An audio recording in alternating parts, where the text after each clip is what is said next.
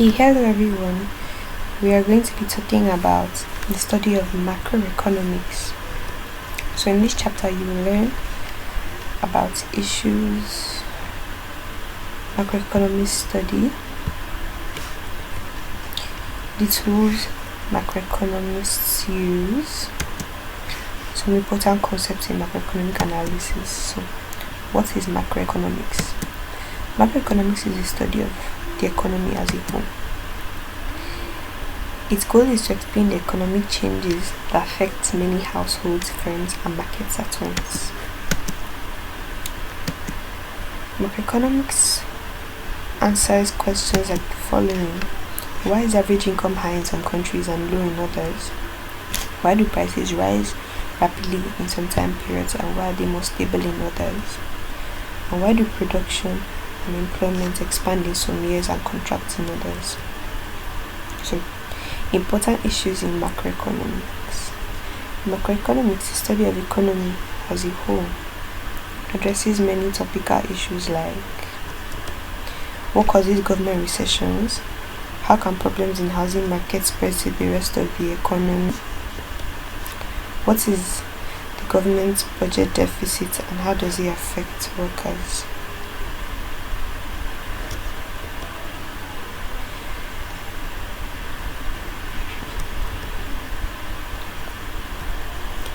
Also,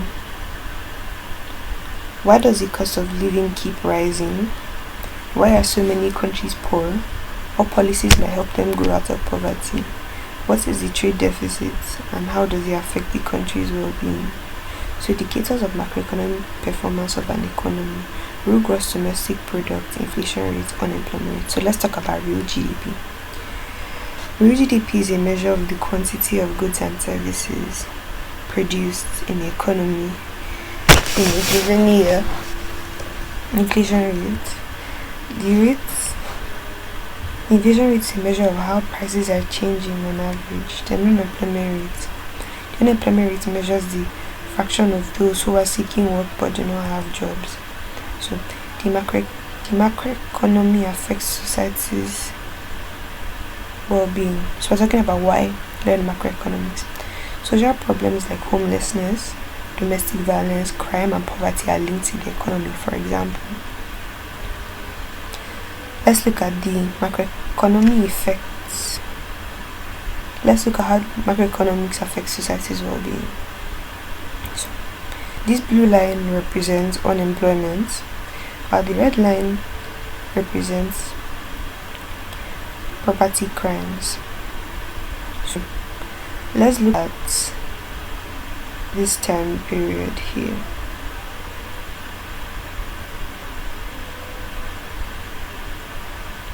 So, let's say in the year 1990,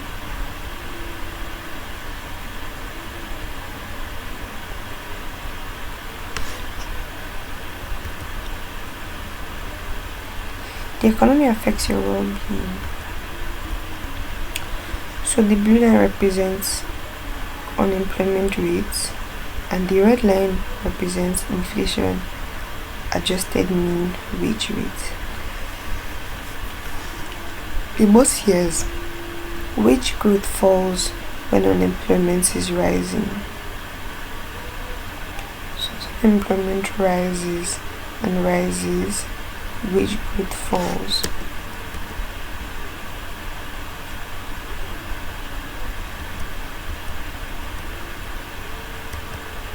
So, the economy affects election outcomes. So, this is unemployment and inflation in election years. So, you can see the unemployment rate 7.7, inflation 5.8, 7.1, 13.5. So, in the 1980, in Ronald Reagan's time, inflation rate was at its peak. Then 1980 rather, sorry. Then in the year 1976, unemployment rate was at its peak at 7.71. Then it slowly began to decline, increased a little here, declined, then shot up again, declined, then 2008 came up. But you can see after this period, there was a steady decline, or like a drastic decline in inflation rates, down to a more stable look, leaving it at 3.8. So economic models. Economists use models to simplify reality in order to improve our understanding of the world. Two of the most basic economic models include a circular flow model and a production possibility frontier. So, a circular flow model is a simple way to visually show the economic transactions that occur between households and firms in the economy. So, let's take a look at the circular flow model. So, we have markets for goods and services, households, market for factors of production, and the firm. So, these four are the key players in a circular flow model. So, let's start from the firms. Goods and services are sold in goods and services markets. Then take their goods to the goods and services market, and they sell to the households. Also, the household spending is transferred back to the goods and services market, which is transferred to the firms in form of revenue. So the household supply labor, land, capital to the factors of production markets, and the factors of production markets sell them to the firms as inputs for production. So when firms receive revenue, we pay it back to the factor markets as wages, rent, and profits, and this in turn goes as income for the household to buy goods from the goods and services market. So this is a classic example of circular flow model. So let's talk about prices being flexible versus being sticky. So market theory, an assumption that prices are flexible, adjust to equate supply and demand. In the short run, many prices are sticky. That means they adjust sluggishly in response to changes in supply and demand. For example, many labor contracts fix nominal wage for a year or longer. The economy's behavior depends partly on whether prices are sticky or flexible. If prices are sticky, demand may not equal supply, which explains unemployment, why firms cannot always sell the goods they produce.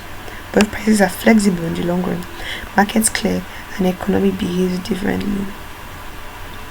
So summary of this chapter. Macroeconomics is a study of economy as a whole, including growth, changes, and unemployment rates. And macroeconomists attempt to explain the economy and to devise policies to implement performance. Thank you for listening to my presentation.